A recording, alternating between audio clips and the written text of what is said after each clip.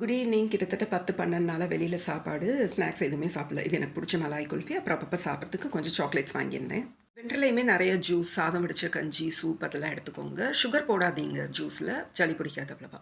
Mostly evening நீங்க வெளிய தனியா போம்போது கோல்ட் ஜுவல்லரி போடுறத அவாய்ட் பண்ணிக்கோங்க.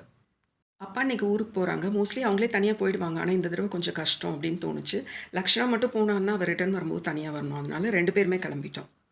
இந்த பாப்பா எங்க வீட்டோட சின்னது. என் தங்கச்சி பொண்ணு.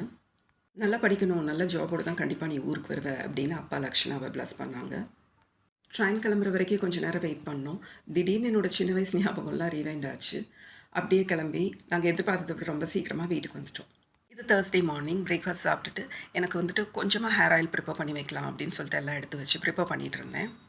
என்னோட ஹேர் கேர் சொல்யூஷன் எல்லாம் கொஞ்சம் ஸ்டாப் பண்ணி வச்சுருக்கேன். நெக்ஸ்ட் மந்த்லேருந்து தான் ஸ்டார்ட் பண்ணணும். அது வரைக்கும் நல்லா எண்ணெய் தேய்ச்சிக்கலாம் அப்படின்னு சொல்லிட்டு அடிக்கடி மாற்றி மாற்றி கொஞ்சம் ப்ரிப்பேர் பண்ணி வச்சுப்பேன்.